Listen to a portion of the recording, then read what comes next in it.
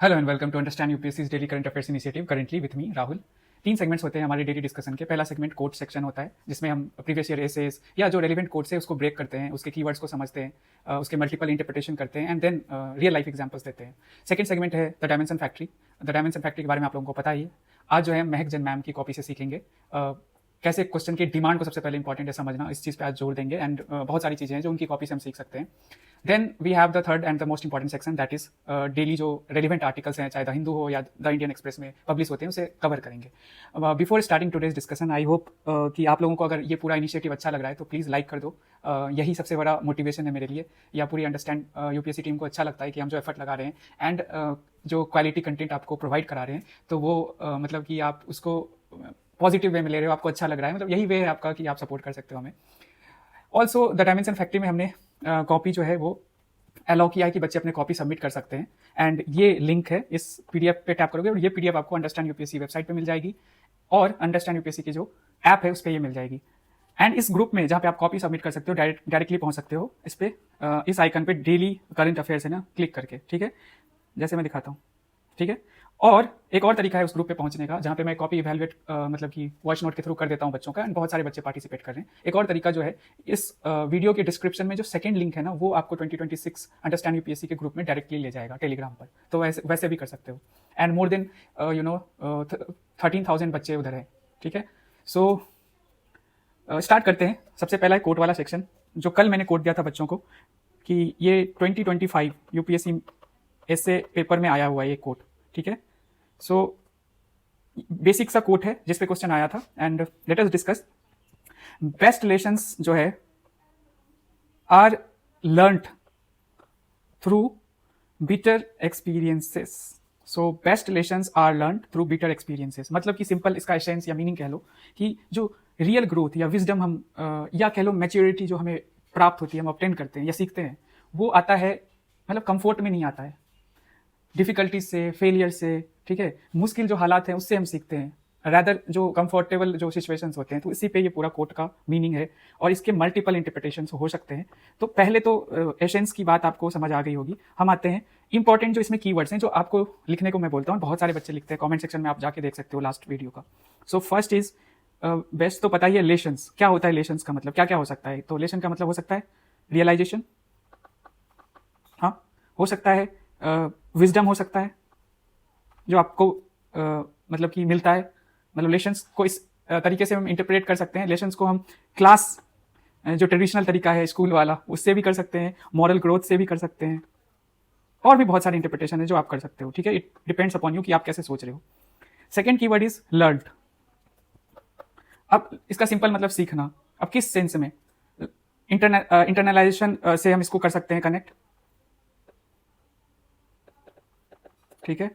मतलब एब्जॉर्बिंग, मतलब एब्जॉर्ब कर रहे हैं, लर्न मतलब सीख रहे हैं, उसको एब्जॉर्ब कर रहे हैं, ऐसे कर सकते हैं। फिर हम ट्रांसफॉर्मेशन से कर सकते हैं, हम कर सकते हैं मेमोरी से कर सकते हैं। सीखेंगे तभी तो उससे हम मतलब कि आगे रेप्लिकेट उन गलतियों को नहीं करेंगे, ऐसे कर सकते हैं ना बीटर एक्सपीरियंसेस में, इसको जो हम कोरिलेट कर रहे हैं, ठीक है। Next one is bitter. अब बीटर का तो सिंपल मतलब सबको पता है, बट अगेन इसको कैसे तोड़ सकते हो आप?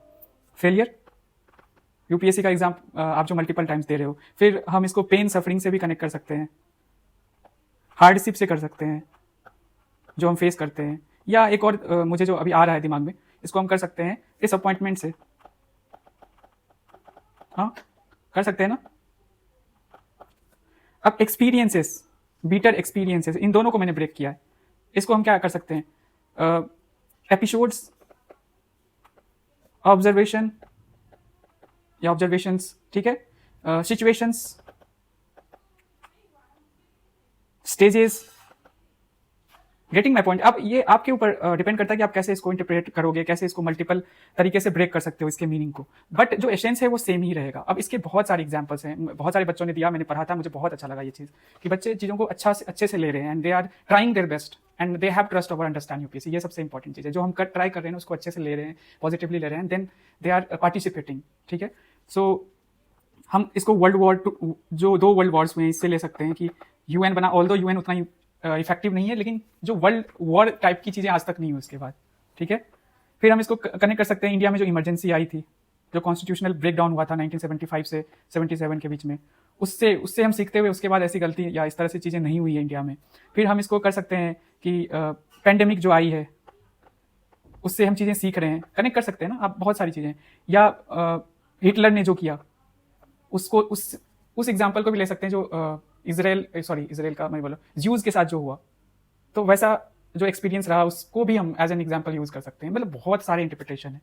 चंद्रयान 3 का सक्सेस, उससे भी कनेक्ट कर सकते हैं, मल्टीपल वेज है, ठीक है। बट कोशिश करना कि थोड़े नए अच्छे एग्जाम्पल्स दिखें, क्योंकि सेम एग्जाम्पल दिखते हैं ना तो उससे मतलब कि डल हो जाता है जो एग्जामिनर कॉपी आपका चेक कर रहा है। ऑल्दो हीरो नहीं बनना है, हर चीज़ में हीरो नहीं बनना। अगर नहीं है आपके पास अच्छे एग्जाम्पल्स तो ठीक है, जो रेलिवेंट चीज़ें हैं वो चलेंगी, नो मैटर वाट होगा। डल जो पढ़ने वाला है होगा, बट इरेलीवेंट चीज़ें लिखने से मच बेटर है रेलिवेंस रहे हमारे आंसर्स में, हमारी कॉपीज़ में। एंड जो नए हीरो बनने की कोशिश हम करेंगे, अपने से एग्जाम्पल जनरेट करेंगे, हम कोशिश करेंगे अच्छे एग्जाम्पल्स खोजें। इसीलिए न्यूज़पेपर का इंपॉर्टेंस है, इसीलिए बुक रीडिंग का इंपॉर्टेंस है इस एग्जाम में। तो कोशिश करो, आप खोजो, सोचो, ठीक है, बट रेलिवेंसी नहीं खोनी है, हीरो और ज़्यादा हीरोइज्म नहीं है important. Okay, so this is it. आज का कोट यही था, कल का यही था, आज का ये है। ये भी यूपीएससी मीन्स का है और ये भी बहुत ईजी है। The years teach the much which the days never know. The years teach the much which the days never know. ये आपको इसमें क्या करना है, सबसे पहले आपको इसकी एसेंस जो है, मीनिंग जो है, जो भी समझ आ रही है वो लिखना है, ठीक है। देन कीवर्ड्स आइडेंटिफाई करने हैं, इसमें जो इंपॉर्टेंट कीवर्ड्स लग रहे हैं। देन कीवर्ड्स के जो मल्टीपल इंटरप्रिटेशन है वो अपने हिसाब से करना है। एंड कोई रियल लाइफ आपको एग्जाम्पल दिख रहा है, बताओ। ये धीरे धीरे मैं आपको तैयार कर रहा हूँ। इसमें ना अभी जो मैं जहाँ पहुँचाना चाहता हूँ ना, अभी उसमें हम ना पहला ही स्टेप ले रहे हैं। आप लोगों को लग रहा होगा कि हम ये क्या कर रहे हैं, लेकिन आपको धीरे धीरे पता चलेगा कि मेरा एक्चुअल प्लान क्या है। और अभी मैं नहीं इसको डिस्क्लोज करने वाला। बस ये 4-5 मिनट का एक्सरसाइज डेली करो, छोड़ दो, कुछ मत करो एक्स्ट्रा, कोई आंसर नहीं लिखना, कुछ ऐसे वैसे कुछ नहीं लिखना। एंड इस कोट ब्रेकिंग का रेलिवेंस है, एक तो एग्जाम्पल्स जनरेट करने में, दूसरा essay, and the third thing is ethics, ठीक है। सो आपको बाद में पता चलेगा मैं क्या करवाने वाला हूँ। आते हैं आज के द डायमेंशन फैक्ट्री के क्वेश्चन पे, ठीक है। एंड अभी तक जो हमने डिस्कस किया है मैं बता देता हूँ।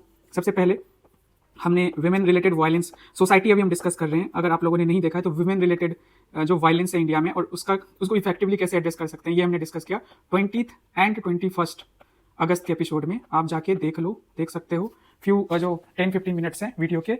फिर उसके बाद सेकेंड वन वाज ग्लोबलाइजेशन, ठीक है, और ये 23rd एंड 25th अगस्त को हमने डिस्कस किया। सब सोसाइटी का पार्ट है। एंड थर्ड जो टॉपिक है वो है पॉवर्टी। आज का टॉपिक, आज और कल इसको डिस्कस करेंगे। एंड मैं इसको 2 दिन इसलिए लेता हूँ क्योंकि पार्ट वाइज मैं काम करा रहा हूँ। मुझे नहीं हरी है कि 150 वर्ड्स का क्वेश्चन आज ही लिख दो। तो अगर आप जो ब्रेनस्टॉर्म करोगे, अगर आप जो आंसर लिखोगे तो पार्ट वाइज में लिखो, मत जाओ पूरा आंसर लिखने, ठीक है। सो बट आज थोड़ा सा एक्सेप्शन है, कैसे है मैं बताऊंगा। अब हम आते हैं क्वेश्चन पे, और ये क्वेश्चन महक जैन मैम AIR 21 उनकी कॉपी से लिया है। बहुत अच्छा आंसर उन्होंने लिख रखा है, अभी हमें जाना नहीं है उनके आंसर में, ठीक है। उन्हीं की कॉपी को हम यूज करेंगे, सीखेंगे कैसे स्ट्रक्चरिंग की जाती है, कैसे प्रेजेंटेशन डायग्राम्स यूज किए जाते हैं ऐसे क्वेश्चन में कि एक्स्ट्रा मार्क्स हमें मिल पाए, ठीक है। सो चलते हैं क्वेश्चन पे सीधा।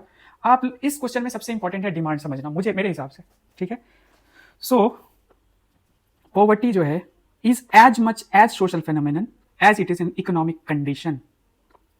देखो, इकोनॉमी एंड सोशल, यहाँ पे लिमिट हमें कर रहा है, ध्यान रहे। अप्रोचेज हम बहुत सारे अप्लाई कर सकते हैं, बट जो पेस्टल अप्रोच होता है उसमें यहाँ लिमिट हमें कर रहा है कि यहीं पे अब पॉवर्टी, और वैसे भी पॉवर्टी को कितना ही तोड़ोगे आप, मतलब कि कर सकते हैं मल्टीपल अप्रोचेज, मतलब इसी में आप ब्रेक कर सकते हो, इसी के अंदर। अब हम आते हैं इस क्वेश्चन के डिमांड को समझते हैं। कह रहा है कि पॉवर्टी, ठीक है, is as much as social, और ये GS1 सोसाइटी का टॉपिक है, जाके देख लेना आप सिलेबस में। और मैं धीरे धीरे करवा रहा हूँ, धीरे धीरे आपको सिखा रहा हूँ कि कैसे डायमेंशन ब्रेक करते हैं, कैसे अच्छे इंट्रोडक्शन लिखते हैं, कैसे मल्टीपल अप्रोचेस से क्वेश्चन को एड्रेस कर सकते हैं, खास करके बॉडी पार्ट को, ठीक है। So the point is as much social phenomenon as it's an economic condition, discuss 150 word, ठीक है। अब क्वेश्चन का सिंपल मतलब है कि पॉवर्टी है, होता क्या है। पॉवर्टी को इकोनॉमिक टर्म्स में ट्रेडिशनली काउंट किया जाता है कि पैसे नहीं होना, मतलब मनी जो है हमारे पास नहीं है, ऐसे ही ना, कि ट्रेडिशनल तरीका तो यही है ना।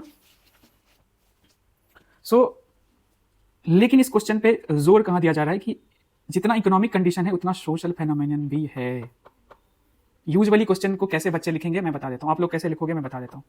पहले पॉवर्टी को डिफाइन कर दोगे इंट्रोडक्शन में, जल्दी में ऐसे ही करते हैं। फिर बॉडी में आएंगे, दिखा देंगे इकोनॉमिक कंडीशन कैसे पॉवर्टी है, फिर आ जाएंगे हम दिखा देंगे सोशल फेनोमेनन कैसे है।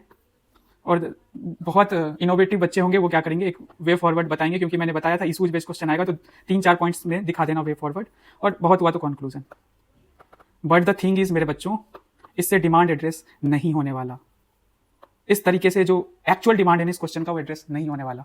सबसे पहले इंट्रोडक्शन में मैंने सिखाया है कि डेफिनेशन दो, ऐसे इश्यूज बेस्ड चीज़ें आती है, और खास करके किसी इंटरनेशनल मल्टीलैटरल इंस्टीट्यूशन जो है उसका जो डेफिनेशन है वो दे दो, एंड देन उसको कनेक्ट करो डिमांड ऑफ द क्वेश्चन। हमने अभी बस पॉवर्टी बताया, फिर कनेक्ट करो उसको डिमांड क्या है, कि उसको दिखाना है कि सोशल के साथ, इकोनॉमिक कंडीशन के साथ साथ सोशल भी है, मतलब जितना इकोनॉमिक है उतना सोशल भी है। ये है इंट्रोडक्शन में ये आना चाहिए, तभी जो है मतलब कोहेरेंस बनेगा, आप जो फ्लो बनता है तभी बनेगा, और नंबर तभी मिलेगा। मोस्टली बच्चे क्या करेंगे, डेफिनेशन देंगे, सीधा बॉडी में आएंगे, एंड दो मेजर डायमेंशन बनाएंगे, that is economic and then social. अब मैं बताता हूँ आपको करना क्या है।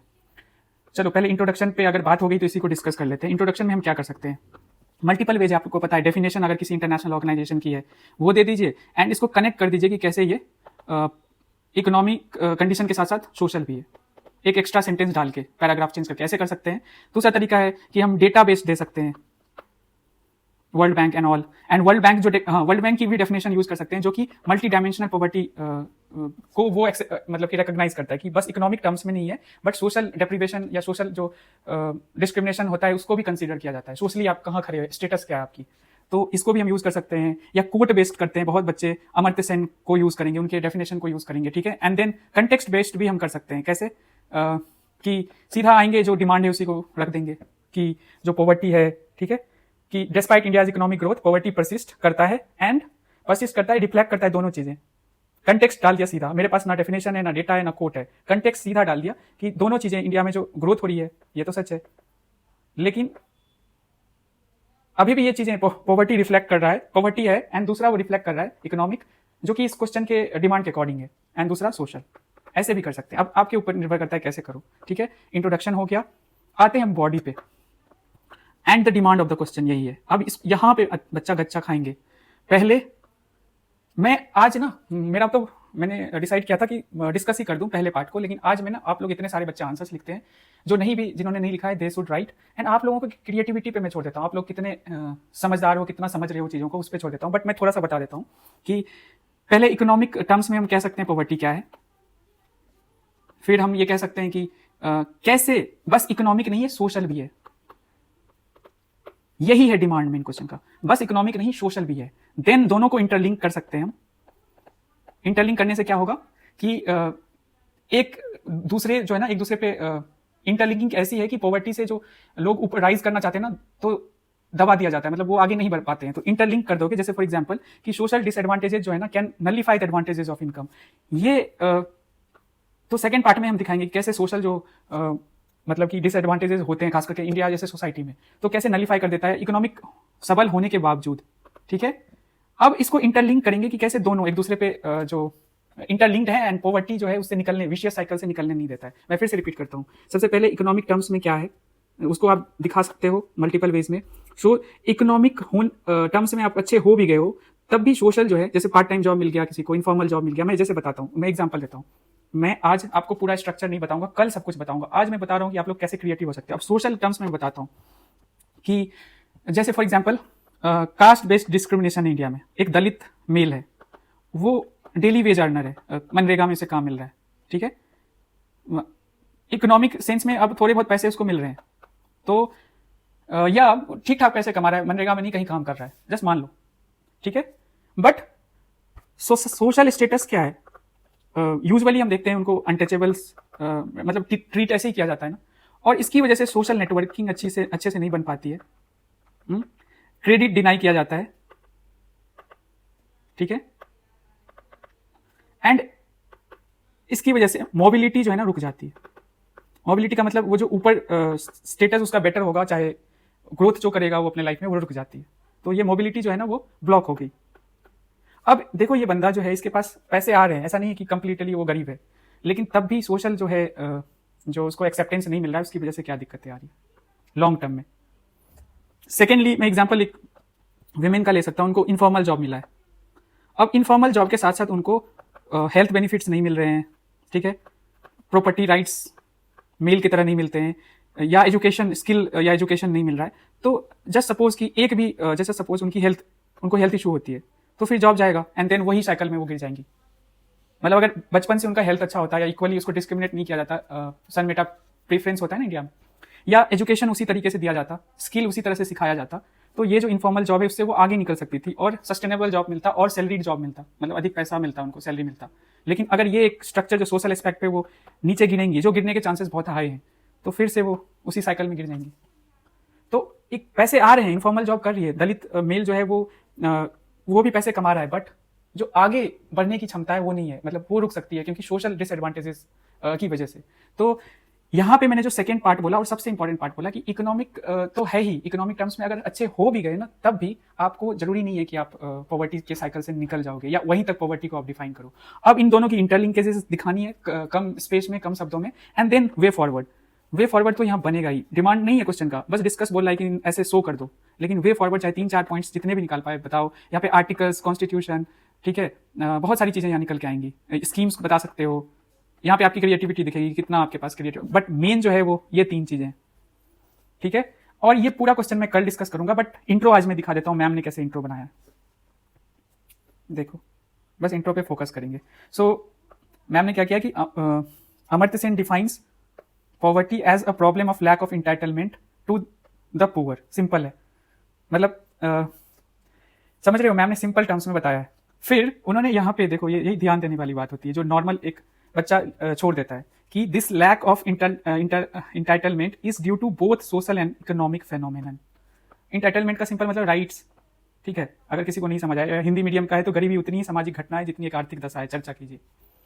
सो हिंदी मीडियम वालों के लिए भी है। सो ये जो इंटाइटलमेंट जो है ना, वो इन्होंने कनेक्ट कर दिया क्वेश्चन के डिमांड के अकॉर्डिंग। पहले बता दिया पॉवर्टी क्या है, मतलब मैम के पास सिंपल वर्ड्स हैं, आप लोगों को भी दिख रहा है कि हमारे तरह उनके पास टाइम का लेवरेज नहीं है, वो उनको जल्दी लिखना था, एंड उन्होंने एक छोटा सा पैराग्राफ खत्म किया और शुरू किया, एंड उसमें बता दिया कि कनेक्ट कर दिया, पॉवर्टी को तो डिफाइन किया ही, कनेक्ट कर दिया उसको डिमांड ऑफ द क्वेश्चन से।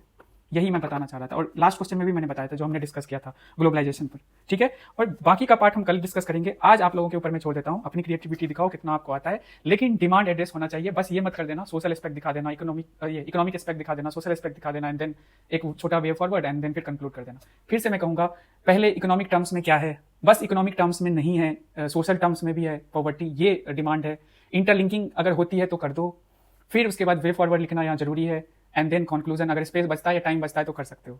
तो आज आपको द डायमेंशन फैक्ट्री में मैंने फ्री छोड़ दिया है, जैसे आपको लगता है बनाओ और उसको कॉपी को उस ग्रुप पे भेजो। मैं देखूंगा कि कितने क्रिएटिव हो, कितने अच्छे से आप चीज़ों को इंटरप्रेट कर रहे हो, ठीक है। आई होप आप लोगों ने आज के इस लेसन से सीखा है। आज थोड़ा मैंने जैसे मैं करता हूँ उससे थोड़ा डिफरेंट अप्रोच अपनाया है, सो दैट देख सकूँ कि बच्चे में जो थिंकिंग एबिलिटी है कितनी है और कितना वो खुद से ट्राई कर सकते हैं। मैं ऐसे सीधा दे देता तो शायद सीख नहीं पाते, आप खुद से दिमाग नहीं लगाते, तो मैंने छोड़ दिया आज आपके ऊपर, ठीक है। Let's come to the discussion part आज का डेली करंट अफेयर्स का। तो सिंपल है, देख लीजिए। पहला आर्टिकल है इंडिया फिजी। फिजी एक कंट्री है पैसिफिक ओशन में, ऑस्ट्रेलिया के ईस्टर्न साइड पे है, तो सदर्न पैसिफिक ओशन में एक कंट्री है, बहुत इंपॉर्टेंट उसका स्ट्रैटेजिक लोकेशन है। इस इंडिया के साथ टाइज जो है ना बेटर हो रहे हैं फिजी के, बहुत सारे रीजन से, मेन रीजन चाइना है। तो पहले से ही historically we have been connected, but China का जो स्टांस है या एसर्टिवनेस है सदर्न पैसिफिक ओशन में, उसकी वजह से टाइज जो है और ज्यादा गहरे हो रहे हैं, ठीक है। द हिंदू पेज नंबर 4 है, ये इंटरनेशनल रिलेशन GS2 से है, और प्रीलिम्स के लिए इसका लोकेशन इंपॉर्टेंट है, ठीक है। सेकंड है स्टिल्थ फ्रीगेट्स जो है उदयगिरी एंड हिमगिरी, ये ज्वाइन करता है नेवी, मतलब करेगा आज। तो हम समझेंगे क्या होता है फ्रीगेट्स, क्या होता है स्टील फ्रीगेट्स। देन जो प्रोजेक्ट 17 है, 17A है, उसको भी समझेंगे, एंड ये जो वॉरशिप है इसके भी बारे में जानेंगे, इन दोनों के बारे में। Next one is again IR का है। आज IR के आर्टिकल्स ज्यादा हैं, मुझे लगा कि ये लंबे समय से न्यूज में चल रहे थे तो उसे कवर करना चाहिए। So the India and Japan ties के बारे में, Modi ji next week Japan जाने वाले हैं, एंड जापान में just give me a minute,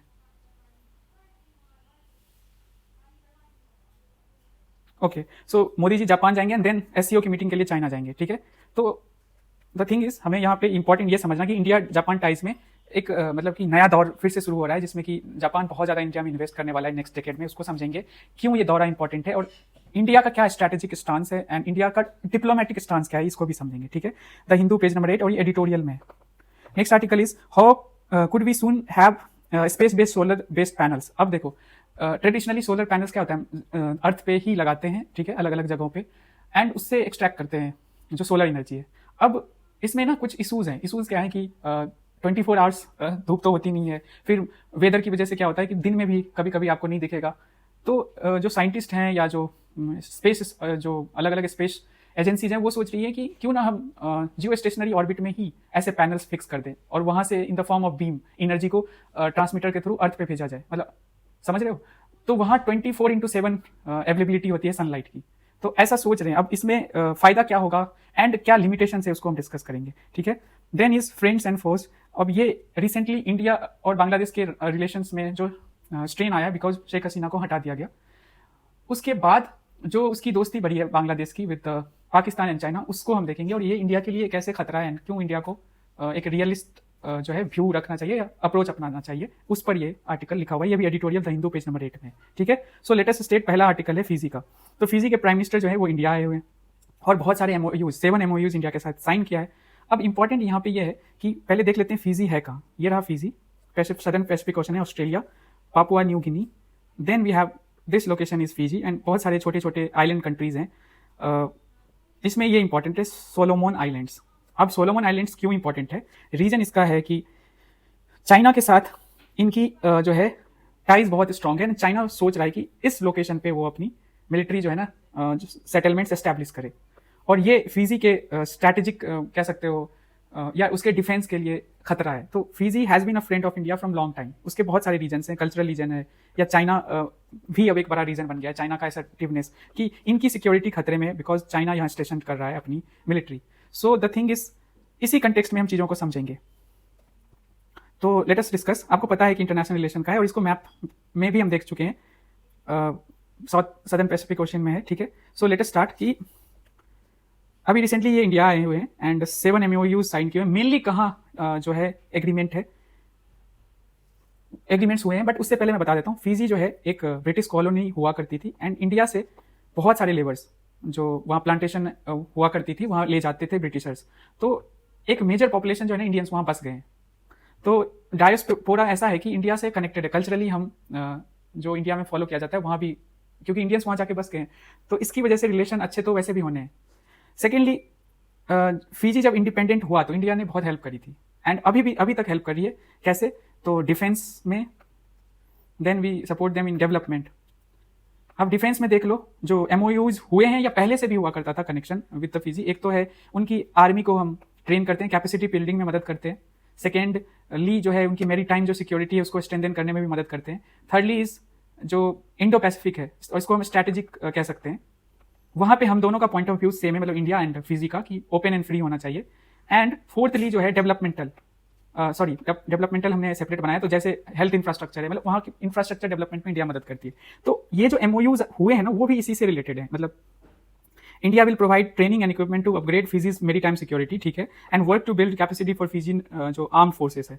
7 MOUs were signed including agreements for super specialty hospital in Fiji and on the migration and mobility, ठीक है। Both Nations, एक और एस्पेक्ट है कि हम इंडिया एंड फिजी दोनों मिलकर काम करते हैं, UN पीस कीपिंग जो उनके मिशंस होते हैं वहाँ कोलैबोरेट करते हैं, ठीक है। आप सबको पता होगा UN पीस कीपिंग के बारे में। Indian prime minister Modi reaffirmed India support for Fiji in strategic economic and security domains. ऐसे हम ब्रेक कर सकते हैं। एंड एक और, अगर किसी कंट्री के बीच में रिलेशन दिखाना हो तो मल्टीपल डायमेंशन हमें क्रिएट करना होता है, तो एक डिफेंस कर सकते हैं, दूसरा हम कर सकते हैं कल्चरली, ठीक है, जहाँ पे डायस्पोरा एक हो सकता है, ठीक है। फिर हम इकोनॉमिक तो सबसे ऊपर रखते हैं, सिक्योरिटी अब डिफेंस में ही आ गया, या और भी अलग वेज हैं। तो यहाँ पे हमें सीधा दिख रहा है कि ऐसे हम कोलैबोरेट कर रहे हैं विद द फिजी, ठीक है। सो यही है, ये पूरा आर्टिकल आपको समझ आ गया होगा कि कहाँ हम कोलैबोरेट कर रहे थे और उसको स्ट्रेंथन या डिपेंड कर रहे हैं और क्यों कर रहे हैं, खास करके अभी चाइना की वजह से। नेक्स्ट आर्टिकल है stealth frigates, Udaygiri and Himgiri join in navy today. So let us discuss this thing. तो डिफेंस मिनिस्टर जो है ना कमीशन करने वाले हैं प्रोजेक्ट 17 स्टिल्थ फ्रिगेट्स। अब मैं सिंपल समझाता हूँ, फ्रिगेट्स होता क्या है। तो मीडियम वॉरशिप्स होता है जो जिसके पास वाइड वर्सेटिलिटी होती है। कैसे कि ये सबमरीन को भी ध्वस्त कर सकता है, एयरक्राफ्ट को भी कर सकता है, सरफेस वॉरफेयर में भी इसको यूज कर सकते हैं। तो ये है फ्रीगेट। अब स्टिल्थ टर्म लगने से क्या होता है ना कि इसकी डिजाइन ऐसे की जाती है कि वो एडवर्सरीज जो कंट्री है उसके रडार पे नहीं, डिटेक्ट करना मुश्किल होता है, ट्रैक करना मुश्किल होता है। एंड जब ट्रैक करोगे तभी तो हिट कर पाओगे ना, डिस्ट्रक्ट कर पाओगे हमारे जो वॉरशिप है, तभी वो अपोजिशन जो है एडवर्सरी कंट्री जो है या एनिमी कंट्री तभी तो इसको खत्म कर पाएगी। तो स्टिल्थ फ्रीगेट्स का यही मतलब है कि इस तरह से डिजाइन किया गया है कि इजिली डिटेक्ट नहीं कर सके एंड शांति से जाए, चालाकी से, एंड जो एनिमी है उसको ध्वस्त करके आए, उनके जो warships and submarines and all the things. So equipped with the modern sensors, advanced weaponry and propulsion जो systems हैं for blue water operations, ठीक है। Enhance मतलब यही सारी चीजें, सर्वाइबिलिटी बढ़ाता है, compatibility बढ़ाता है, endurance in naval warfare। अब हम आते हैं प्रोजेक्ट 17 एंड 17A पे। तो प्रोजेक्ट 17 बेसिकली क्या है कि इंडियन नेवी ने लॉन्च किया to build indigenous stealth frigates. Indigenous यहाँ पे फोकस है। अब कंप्लीटली इंडिजीनियस नहीं है, कुछ कंट्रीज की हेल्प ली जा रही है, खास करके रशिया, इजराइल एंड इटली, और भी कंट्रीज है, मेनली ये है। अब इनकी मदद ली जाती है टेक ट्रांसफर में जहां जरूरत है, बट फोकस है इंडिजीनियस हो। अब 17 प्रोजेक्ट में बहुत सारे ऐसे फ्रिगेट्स बनाए गए थे, स्टील फ्रिगेट्स, उसमें शिवालिक, उसको बोला जाता है शिवालिक क्लास फ्रिगेट्स, ठीक है। देन इसी को और ज्यादा बेटर, मतलब कि और इसका बेटर वर्जन आ सके तो प्रोजेक्ट 17A आया। अब इसमें कौन सा क्लास है? आई थिंक नीलगिरी क्लास है। आप लोगों के लिए क्वेश्चन है, 17A के जो वॉरशिप्स बन रहे हैं, स्टील फ्रिगेट वॉरशिप्स हम बना रहे हैं, ये कौन से क्लास के हैं, आपको ये बताना है, ठीक है। सो इसमें 7 फ्रिगेट्स प्लान किए गए हैं, जो कि इंडिया में MDL एंड GRSC, ये इतना इंपॉर्टेंट नहीं है, बस इतना समझ लो कि यहाँ लोकेशन से यहाँ पे बनाई जाती है। फीचर्स है better stealth shaping and reduce signatures, ठीक है, एंड कॉम्बाइंड डीजल और गैस प्रोपल्सन सिस्टम यूज किया जाता है इसमें, एंड मॉड्यूलर कंस्ट्रक्शन किया जाता है, फास्टर डिलीवरी हो सके, इंटीग्रेटेड प्लेटफॉर्म मैनेजमेंट सिस्टम है। एंड एक सबसे खास बात है कि इंडिजीनियस कंटेंट की जहां तक बात की जाए, आत्मनिर्भर भारत, इसमें 75% जो है जो कंटेंट है इन वॉरशिप्स का, वो इंडिजीनियस है, मतलब इंडिया में बना हुआ है, ठीक है। And INS Udaygiri and INS जो हिमगिरी है are part of this series 17A, ठीक है। सो ये इंपॉर्टेंट है, डिफेंस रिलेटेड, स्टेट PCS जो एग्जाम्स होते हैं, या UPSC प्रीलिम्स में भी क्वेश्चन इससे रिलेटेड आए हैं, या आप CAPF का CDS का एग्जाम दे रहे हैं, तो ऐसे क्वेश्चन इन करंट अफेयर्स के बारे में आपको पता होना चाहिए, ठीक है। अब हम आते हैं इंटरनेशनल रिलेशन का एक important article. Prime minister Modi जो है विजिट करने वाले हैं Japan and China within 1 week, मतलब पहले जापान जाएंगे and then China for SCO meeting. So बहुत इंपॉर्टेंट है। अभी जो करंट जियो पॉलिटिक्स है, इतना उथल पुथल मचा है, एंड इंडिया का जो रिलेशन है थोड़ा बहुत दिख रहा है विद द यूनाइटेड स्टेट्स। वैसे तो मुझे लगता है लॉन्ग टर्म में ऐसा कुछ नहीं है, चीज़ें बेटर होगी आगे, क्योंकि दोनों देशों के जो इंटरेस्ट है ना, नेशनल इंटरेस्ट, वो अलाइन करते हैं लॉन्ग टर्म में, ठीक है। सो इंडिया और US के बीच में जो रिलेशन है ना, लास्ट 20 ईयर्स में बहुत बेटर हुआ था। स्टार्टिंग फ्रॉम, अगर हम स्टार्ट करें तो W बुश जो थे, जॉर्ज W बुश, वहाँ से जो बाइडेन तक, इवन ट्रंप जो पिछली बार फर्स्ट टर्म में थे, तब भी चीज़ें बहुत बेटर हुई, खास करके क्वाड वगैरह से रिलेटेड। बट अभी ट्रंप 2 के आने से चीज़ें बहुत हद तक बिगड़ गई है। एंड ये आर्टिकल लिखा है हर्ष बी पंत, जो इनका ऑप्शनल है political science and international relation, वो जानते हैं, इनके जो ओपिनियंस हैं हम इसको कोट करते हैं अपने आंसर्स में, ठीक है। सो आते हैं आर्टिकल पे।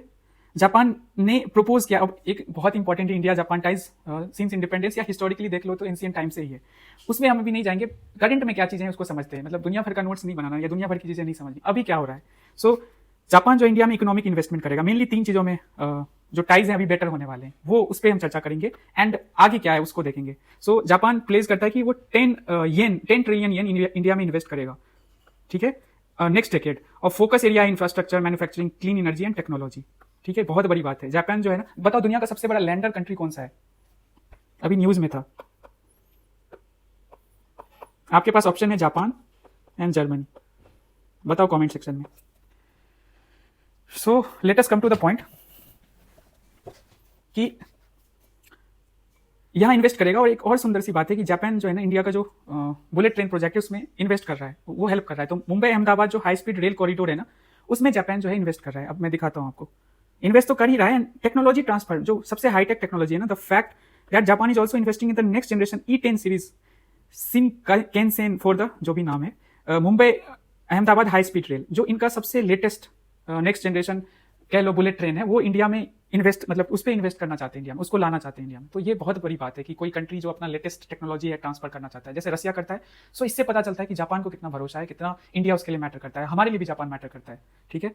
तो यही है। एंड इसमें क्या है कि दूसरा पार्ट है कि इंडिया एंड जापान ने 2008 में joint declaration security cooperation sign किया था। तो अब इसको रिवाइज करके उसको और डिपेंड करने के पे सोचा जा रहा है कि जो मोदी जी का विजिट होगा इस सेंस में, ठीक है। और इसमें क्या है कि लॉन्च होगा इकोनॉमिक सिक्योरिटी, अभी नाम इसका क्या दिया गया अभी नहीं फाइनलाइज हुआ है या मीडिया में नहीं आया है, बट क्या होगा ये मोदी जब विजिट करेंगे तो और ज्यादा क्लियर होगा कि जिसमें कि इस इकोनॉमिक सिक्योरिटी इनिशिएटिव में सेमीकंडक्टर्स, रेयर अर्थ जो मेटल्स हैं, फार्मास्यूटिकल्स, क्लीन एनर्जी, उस पर दोनों देशों के बीच में रिलेशन को डिपेंड किया जाएगा। एंड डिफेंस कॉपरेशन तो है ही, खास करके Indo Pacific, free Indo Pacific की अभी हम बात करें तो इंडिया फिजी के बीच में, तो उसमें जापान बहुत बड़ा स्टेक होल्डर है, जो कि क्वाड का वन ऑफ द मेंबर्स या ब्रेन चाइल्ड कह लो तो जापान के प्राइम मिनिस्टर शिंजो आबे ही थे, जो फॉर्मर प्राइम मिनिस्टर थे। सो ये भी है। टेक्नोलॉजी मैंने सेपरेटली बोला क्योंकि जो इकोनॉमिक टाइज है उसमें टेक्नोलॉजी शायद दब जाता है, तो इसलिए ये भी है कि टेक्नोलॉजिकल ट्रांसफर, जिसमें कि हम ये बुलेट ट्रेन वाला दे सकते हैं। तो इन्वेस्टमेंट हो गया, सिक्योरिटी जो अलायंस है वो हो गया, इकोनॉमिक जो हम इकोनॉमिक सिक्योरिटी इनिशिएटिव जो कर रहे हैं जिसमें फोकस है सेमीकंडक्टर, रेयर अर्थ जो मेटल्स हैं, ये सारी चीज़ें होगी। तो 4-5 ऐसे फैक्टर्स हैं जहाँ पे हम इंडो जापान रिलेशनशिप में और बेहतर होने का, and as I have said कि पार्टनरशिप जो है इसको और एलिवेट किया जाएगा, जो 2008 में था, रिवाइज किया जाएगा। अब देखो, इसमें ये सारी चीजें तो है ही, आप सबको पता ही क्या चल रहा है, मैंने कंटेक्स्ट में ही बता दिया। इंडिया क्या डिप्लोमेटिक मैसेज देना चाहता है, जो इंडिया अभी जा रहे हैं प्राइम मिनिस्टर उधर, and then he will be visit China also for SCO. तो India is positioning itself as a balancer in the global geopolitics, navigating US की जो अनप्रिडिक्टेबिलिटी है खास करके ट्रम्प की, एंड चाइनाज असर्टिवनेस, मतलब चाइना के लिए भी खुद को खोल रखा है कि आप के लिए भी रास्ते खुले हैं, जो कि ट्रम्प के प्रेशर देने के बाद और ज्यादा दिखने लगा। एंड देन जापान जो रिलायबिलिटी है कि लॉन्ग टर्म में जापान इंडिया जो रिलेशनशिप रहा है एंड उसकी इंपॉर्टेंस कम नहीं होगी जब यूएस इतना अनप्रिडिक्टेबल हो गया। माना जाता है Japan is a very strong ally of US. So तीनों के साथ बेटर रिलेशन, एक तरफ हम देख रहे थे India, Russia, China and US, कुछ दिन पहले हमने ये डिस्कस किया था 3+1। अब यहाँ जापान एक बड़ा ग्लोबल इकोनॉमिक पावर तो हम कह सकते हैं जापान को, तो उसके साथ भी हमारी रिलेशंस अच्छे हैं। तो कहा जा रहा है कि मतलब इंडिया जो बैलेंसर है ग्लोबल, जो अभी टर्मोइल आया हुआ है, तो उसमें बहुत बड़ा रोल अपना रहा है ना, अपने ऑप्शंस ना खुले रख रहा है और सबके साथ रिलेशन बेटर करने की सोच रहा है। तो इस टर्म में हर्षभाई पंत ने इस आर्टिकल को बताया, मतलब आप इंडिया डिप्लोमेटिक स्टांस समझ सकते हैं इस दौरे से। ठीक है, next one is could we soon have space based solar panels. So the thing is simple है, अभी क्या हुआ कि जो डेटा है, recent data international energy agencies renewables 2024, उसमें सिंपल इस डेटा में कहा गया है कि जो 2024 से लेकर 2030 के बीच में रेन्यूएबल एनर्जी जो इंस्टॉल होगी दुनिया भर में, उसमें 80% सोलर एनर्जी होगा। तो सबसे ज्यादा क्या 80% बहुत होता है, इसी का कंट्रीब्यूशन होगा सोलर एनर्जी का। सेकेंडली एक और चीज कहनी है कि अभी रिसेंटली एक स्टडी हुई थी King's College London, suggest that the SBSP, अब SBSP क्या है, स्पेस बेस्ड सोलर पावर।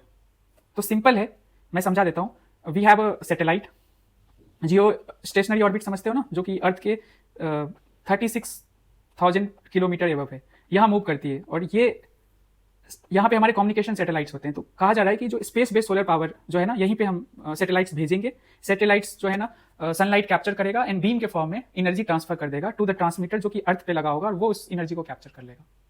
तो क्यों वहां पे जाएगा ये, मतलब स्पेस में हम क्यों ले जाना चाहते हैं? तो रीजन क्या है कि जो अभी हम ट्रेडिशनली रेन्यूएबल एनर्जी यूज कर रहे हैं, however it faces limitations such as dependence on daylight, अब weather vagaries and need for large land areas, इसकी जरूरत हमें पड़ती है। तो अभी जो हम कर रहे हैं ना, उसमें ये इशूज हैं। तो एक और स्टडी आई है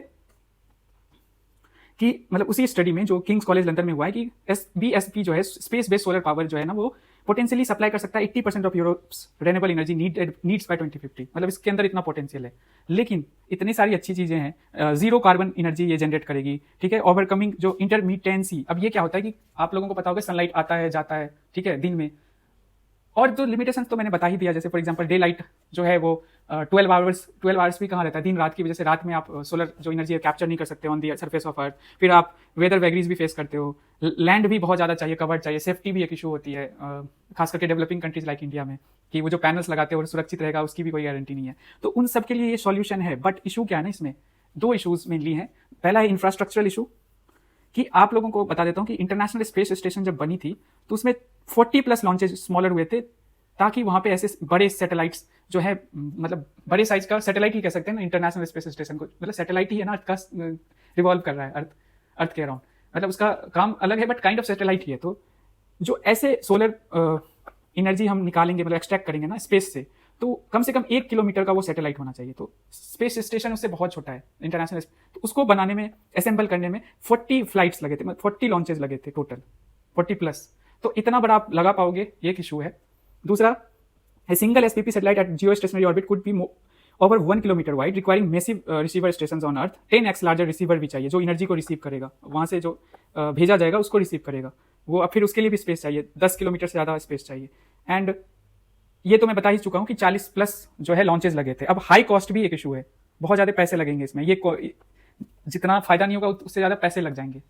तो फ्यूचर तो दिख रहा है बट अभी इन इश्यूज की वजह से ये रियलिटी नहीं लग रहा है। तो इसीलिए मैंने इसको डिस्कस किया कि ये हो सकता है, और इसकी टेक्नोलॉजी कैसे है, कैसे ये अर्थ में रहेगी। जैसे आप लोगों को पता है स्टारलिंक है, तो स्टारलिंक से क्या करते हैं, लो अर्थ ऑर्बिट में हम सैटेलाइट्स रखते हैं एंड उसी से इंटरनेट ट्रांसमिट करते हैं, जो ट्रेडिशनली होते आ रहा था कि हम जो है जियो स्टेशनरी सैटेलाइट्स के थ्रू उसको एज अ मीन्स यूज करते थे, मोबाइल जो इंटरनेट सिंपल अभी यूज कर रहे हैं। बट चेंज आया, इसमें भी आ सकता है। तो इसकी पूरी जो है ना हम साइंस समझ रहे थे, तो आपको समझ आ गया होगा कि क्या है और क्या लिमिटेशंस है। नेक्स्ट आर्टिकल जो है वो फ्रेंड्स एंड फोज है। ये आपको पता है कि इंडिया बांग्लादेश बहुत अच्छा दोस्त था, इंडिया हेल्प बांग्लादेश जो है उसको आज़ाद कराने में 1971 फ्रॉम दी वेस्ट, मतलब कि वेस्ट पाकिस्तान कह लो या Pakistan.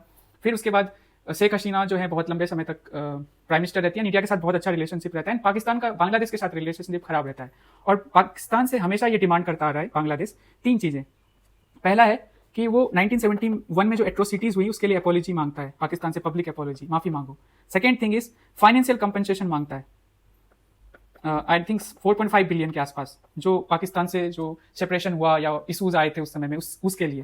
Third thing is Bangladesh Pakistan से क्या मांगता आ रहा है, जो माइग्रेंट्स आए थे उर्दू स्पीकिंग मुजाहिर्स, वो अभी भी बांग्लादेश में है, तो बांग्लादेश एक्सपेक्ट करता है कि पाकिस्तान उनको वापस ले ले। तो ये 3 डिमांड बांग्लादेश का रहा है, जिसको लेकर इनके टाइज हिस्टोरिकली मतलब बीटर एक्सपीरियंस तो है ही, इसकी वजह से और ज़्यादा जो रिलेशनशिप है बेटर नहीं हो रहा है।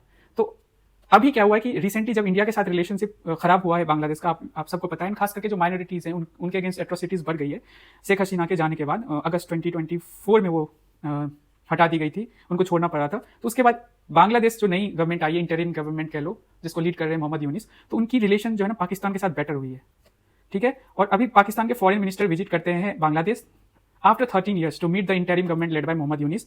टाइज हैड सॉर्ड सिंस 2009, मतलब शेख हसीना जब आई थी चुनकर, उसके बाद जो रिलेशन है खराब रहा है। एंड हसीनाज प्रो जो मतलब ये पूरा मैंने बेसिक बता दिया है। 2015 में क्या हुआ कि बांग्लादेश ने पाकिस्तान पे टेररिस्ट जो कुछ अटैक्स हुए थे या लिंक्स की वजह से बांग्लादेश के जो हाई कमिश्नर थे उनको बाहर जाने बोला था बांग्लादेश से, मतलब उनको एक्सपेल किया था बांग्लादेश की गवर्नमेंट ने, ठीक है। लेकिन अभी जो है रिलेशन बेटर हुआ है। एंड ये जो दौरा हुआ इससे पहले एक और इंपॉर्टेंट चीज़ है, चाइना का रोल है। चाइना ने बांग्लादेश, पाकिस्तान और खुद को लेकर एक एग्रीमेंट साइन किया, जिसको ट्राइलेटरल मैकेनिज्म हम समझ सकते हैं कि वो एग्रीमेंट एक तरह का ट्राइलेटरल मैकेनिज्म है, जिसमें तीनों देशों के बीच में चीजें और बेटर होंगी, ठीक है, खास करके पाकिस्तान और बांग्लादेश के बीच में। तो ये जो दौरा हुआ है वो मेनली फोकस किया गया कि कैसे जो डेली फ्लाइट्स हैं, स्कॉलरशिप्स हैं, जो इंडिया के साथ मेनली बांग्लादेश का हुआ करता था कि direct flights, scholarships and trade को एक्सपेंड करना, जो कि 1 बिलियन से भी कम है बांग्लादेश एंड पाकिस्तान के बीच में। आपको बताना है इंडिया बांग्लादेश के ट्रेड जो है कितना है, मतलब इन टर्म्स मॉनेटरी टर्म्स में आपको बताना है कॉमेंट सेक्शन में। सो ये सारी चीजें हैं, बट मोहम्मद यूनिस ना अभी भी उस चीज पे है कि ये 3 जो डिमांड है वो फुलफिल होना चाहिए, इससे बांग्लादेश अभी भी वापस नहीं आया, ठीक है। अब इंडिया के लिए क्या है कंसर्न कि India views that though verily due to past Pakistani support to anti Hasina Islamist groups जो बांग्लादेश में, risk of military and intelligence linkages, ये भी एक दिक्कत है। इंडिया का स्ट्रेटेजिक या डिफेंस के लिए ये प्रॉब्लम है। लोकेशन बांग्लादेश का बहुत इंपॉर्टेंट है। So far India has limited engagement with the interim Yunus government and no high level visits अभी तक हुए हैं, मतलब मोदी जी नहीं गए या यूनिस मीटिंग हुई थी रिसेंटली, कहीं तीसरे घंटे में हुई थी यूनिस और मोदी जी के बीच में, बट हाई लेवल विजिट्स नहीं हुए। सो द थिंग इज पूरा आपको कंटेक्स्ट समझ आ गया को क्या डेवलपमेंट हो रही है इंडिया, पाकिस्तान या बांग्लादेश, जो ये तीनों कंट्रीज के बीच में। एंड एक और चीज़ है कि सार्क को रिवाइव करने के लिए पाकिस्तान ने बोला है, इस जो फॉरेन मिनिस्टर का दौरा हुआ है ना उन्होंने ये भी बोला है। तो यही है पूरा मामला। आप लोगों को एक क्लैरिटी मिल गई होगी। और जो 3 डिमांड्स है बांग्लादेश की वो अभी भी बांग्लादेश इंटरिम गवर्नमेंट भी इससे पीछे नहीं हट रही है, ठीक है। So that's it for today. ये आपका जो है 3 MCQs है जो आपको सॉल्व करना, सॉरी 5 MCQs है सॉल्व करना है, देन ये आंसर्स हैं आपको कमेंट सेक्शन में करना है, पार्टिसिपेट करना है। बाकी आज आप लोगों को मैंने क्रिएटिवली छोड़ दिया है, आप लोग जो है द डायमेंशन फैक्ट्री में अपने हिसाब से आंसर लिख सकते हो। कैसे डायमेंशंस बनाओगे मैं देखूंगा, एंड देन मैं कल अच्छे से आपको पूरा एक्सप्लेन कर दूंगा, ठीक है। Thank you, take care, bye, मिलते हैं कल हम।